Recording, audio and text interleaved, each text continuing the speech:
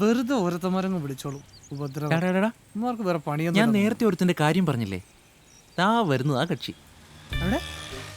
ആ കോശവൻ assistant director cum actor cum. ആ പിടിവിട്ട കേസാ. കൊള്ളാം, നല്ല പിരിവെട്ട് കേസ്. വിളിക്ക്, ഇന്ന് വാട്ടാം. വേണോണ്ട, കുരിശാവും. എങ്ങോട്ടേലും പോട്ടെ. ഏയ് ഒന്നുമില്ലടാ, നീ ഒന്ന് വിളിക്ക്. അവന്റെ പിരിയൊന്ന് നമുക്ക് ലൈറ്റായിട്ട് ടൈറ്റ് ചെയ്തങ്ങ് വിടാം. ആ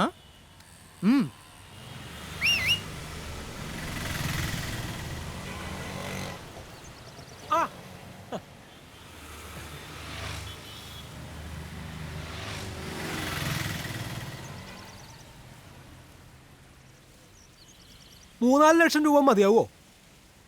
പിന്നെ ഇന്നത്തെ കാലത്ത് ഒരു സിനിമ ചെയ്യാം, അത് തന്നെ കൂടുതലാ. ഇതാ ഇത്രയുള്ള കുഞ്ഞൻ ക്യാമറ വെച്ചൊരു സിനിമ ചെയ്യാം. ഇപ്പൊ തന്നെ ഇയാൾ വർക്ക് ചെയ്ത ടെലിഫിലിം എല്ലാം കൂടി എത്ര രൂപയായിട്ടുണ്ടാവും? കൂടിയ ഒരു 75,000 രൂപ. ഇങ്ങനെ തെണ്ടി നടന്ന ചെറിയ റോളും അഭിനയിച്ചിട്ട് എന്താ കാര്യം? നിങ്ങൾക്ക് നായകനാവണമെന്നുണ്ടെങ്കിൽ ഇതാണ് ഏറ്റവും നല്ല മാർഗം. അപ്പൊ കാര്യങ്ങളൊക്കെ പിടിയിട്ടില്ലേ?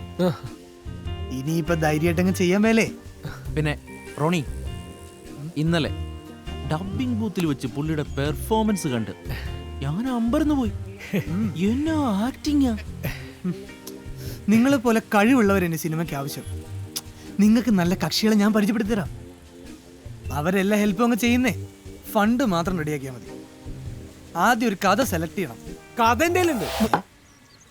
നല്ല സൂപ്പർ കഥ. ഒരു ഗ്രാമത്തിൽ നടക്കുന്ന കഥയാ. നായികയും നായകനും തമ്മിൽ പ്രേമാവും.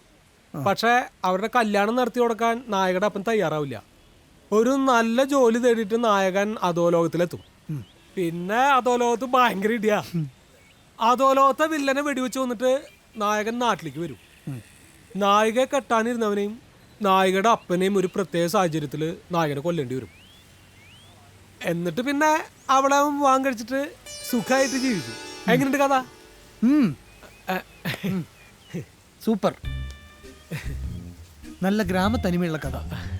ഒരു സത്യനന്ദിക്കാടില്ലേ അല്ലേ? ഒരു ഫാമിലി സിനിമയുടെ ഈ ഉഗ്രൻ കഥയും കയ്യിൽ വെച്ചോണ്ടാണോ നിങ്ങൾ നടക്കണേ? മച്ചാനെ, വേറെ ഒന്നും വേണ്ട, ഈ കഥ തന്നെ മതി. ഉടൻ തിരക്കഥയാക്കണം. അതെ, ഈ തിരക്കഥ എങ്ങനെ എഴുതണേ? അതായത് നമ്മൾ ഈ വളരെ തിരക്ക് പിടിച്ചെഴുതുന്ന കഥക്കാണ് തിരക്കഥ എന്ന് പറയുന്നത്. അതിന്റെ പുസ്തകം വാങ്ങാൻ കിട്ടുന്നേ. ഇപ്പോ പുതിയ ആളുകൾക്ക് വരാൻ പറ്റിയ സമയം. പെട്ടെന്ന് ചെയ്താ നിങ്ങൾക്ക് പെട്ടെന്ന് നായകനാവാം. എന്ത് ഹെൽപ്പുള്ള ദൈവൻ അല്ല, ഞങ്ങൾ ചെയ്തുതരും. സിനിമ എന്ന് പറയുന്നത് നിങ്ങളുടെ നെറ്റിയിൽ എഴുതിയിരിക്കുകയാണ്. സിനിമ നിന്റെ നെറ്റിയിൽ എഴുതി വെച്ചിരിക്കുകയല്ലേ? അതെ, സംവിധാനം ചെയ്യാനൊക്കെ നല്ല അടിപൊളിയായിട്ട് അറിയാവുന്ന നല്ല ഉഗ്രൻ ടീമുകളെ ഞാൻ മുട്ടിച്ചേരാം. നിങ്ങൾ പോയി ആദ്യം കഥയും കാശിന്റെ റെഡിയാക്കും. ഞങ്ങളൊക്കെ ഒപ്പില്ലേ? Go ahead.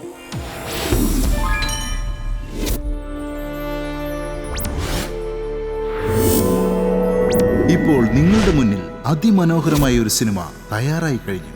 ഇനി യഥേഷ്ടം തിയേറ്ററിൽ കൊണ്ടുപോയി പ്രദർശിപ്പിക്കാവുന്നതാണ്. സിനിമ ചെയ്യാൻ ആഗ്രഹിക്കുന്നവർക്ക് എല്ലാവിധ പിന്തുണയും നൽകാൻ ഞാൻ തയ്യാറാണ് എന്ന് നിങ്ങളുടെ സ്വന്തം ഷാജു പനമുറി.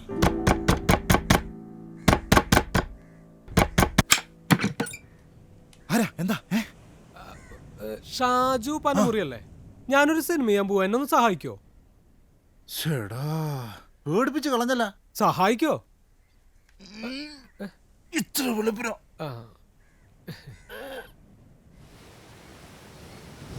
ചേട്ടനെന്റെ കൂടെ ഉണ്ടായാ മതി.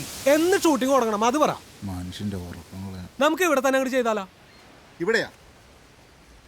നിങ്ങൾ വെളുപ്പിനെ വന്ന് മനുഷ്യനെ വിളിച്ചെണീപ്പിച്ചു.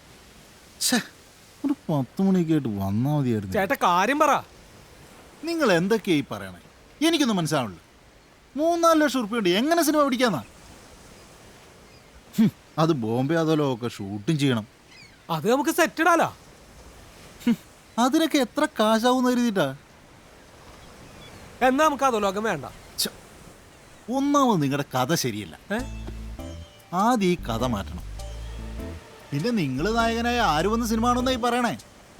കാശ് ഒരുപാട് കയ്യിലുണ്ടെങ്കിൽ നല്ല ആരെങ്കിലും വെച്ച് പടം ചെയ്യുന്നു. ഓഹോ, കഥയിലൊരു മാറ്റമില്ല. നായകൻ ഞാൻ തന്നെയാ. എങ്കിൽ പിന്നെ നമുക്ക് പിരിയാം. ഉറപ്പല്ലേ? ആ ഉറപ്പാ. അപ്പൊ രാത്രി വന്ന വണ്ടിക്കാശ് പോയി. ഇപ്പൊ എനിക്ക് മനസ്സിലായി, നിങ്ങൾ ഈ പുസ്തകം എഴുതി വിടുന്നത് പുതിയ ആൾക്കാരെ കൊണ്ട് സിനിമ എടുപ്പിക്കാനല്ല, അത് മുടക്കാനാ. എന്റെ പൊന്നു മാഷേ, ഏയ്! സത്യത്തിൽ എനിക്ക് നിങ്ങളെ വന്ന് കാണേണ്ട കാര്യമൊന്നുമില്ല. നിങ്ങൾ ഈ പുസ്തകം എഴുതിയപ്പോ ഞാൻ വിചാരിച്ചു നിങ്ങൾ വലിയൊരാളാവും നമ്മളെ സഹായിക്കുന്നൊക്കെ. കുഴപ്പമില്ല, നമ്മുടെ കൂടെ നിൽക്കാൻ നല്ല പിള്ളേരുണ്ട് ഭായി. അപ്പൊ ശരി, പോയി പുസ്തകം എഴുതിക്കോ.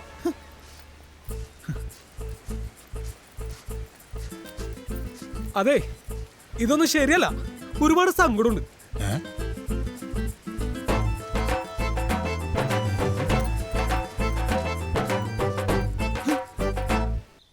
എന്റെ വേളാങ്കണ്ണി മാതാവേ, ഇതൊന്നും കാണില്ലേ നീയ്?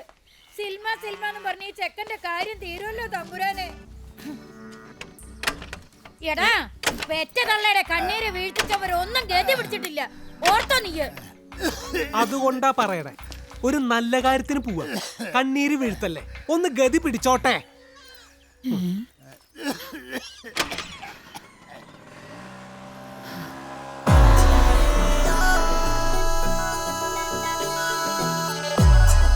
എന്റെ റോണി എന്തുകൊണ്ട് സാധനം ബോധം എന്ന് പറഞ്ഞ സാധനം അടുത്തൂടി പോയിട്ടില്ല. ഡാ, അതുകൊണ്ടല്ലേ നിന്നെ അവനുമായിട്ട് മുട്ടിച്ചു തന്നത്. ദേ, നീ കൂടുതലൊന്നും ആലോചിക്കാൻ നിൽക്കണ്ട. കിട്ടണ പൈസ വാങ്ങിച്ചെടുക്കാൻ നോക്ക്. നിനക്ക് സംവിധാനം പഠിക്കുകയും ചെയ്യാലോ. അവൻ തന്നെയാണ് നായകൻ. ഷൂട്ട് ചെയ്ത് പഠിക്കണമെങ്കിൽ നല്ല ആർട്ടിസ്റ്റെങ്കിലും വേണ്ടടാ. പോരാത്തതിന് അവന്റെ ഒരു തല്ലിപ്പൊളി കഥ. എടാ, നീ ഒരു പണി ചെയ്യ്. മുഴുവൻ പൈസ ആദ്യം വാങ്ങിച്ചെടുക്ക്. എന്നിട്ട് അവന്റെ മണ്ടത്തരങ്ങൾ ഓരോന്നായി കണ്ടിരിക്കും. എൻജോയ് ചെയ്യടാ മച്ചു. എന്നാലും എന്റെ റോണി ആ, എന്തായി? ഷൂട്ടിംഗ് നാളെ തുടങ്ങല്ലേ? നാളെയാ? എന്താ ക്യാമറ ഏൽപ്പിച്ചില്ലേ? ക്യാമറ മാത്രം മതിയാ? വേറെ ഒന്നും വേണ്ട? മേക്കപ്പ്, കോസ്റ്റ്യൂം ഇതൊക്കെ ആര് ചെയ്യാ? അതിപ്പോ എന്താ ചെയ്യാ, വണ്ടി ഞാൻ ഏൽപ്പിച്ചിട്ടുണ്ട്.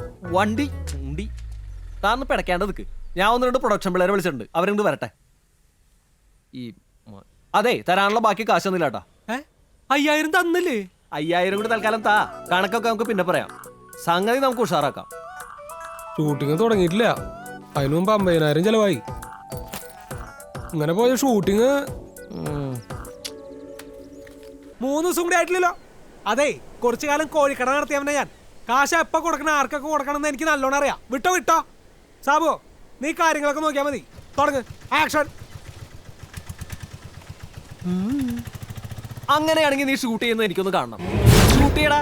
ഇനി 2700 രൂപയാണ് ആകെ ഉള്ളത്. അതിൽ 3000 രൂപ ക്യാമറ റെന്റ് ഇന്ന് കൊടുക്കണം, അല്ലെങ്കിൽ നാളെ ഷൂട്ട് നടക്കൂല. ഇനിയിപ്പോ നിന്റെ എന്തെങ്കിലും ഉണ്ടോ? 35 രൂപയുണ്ട്.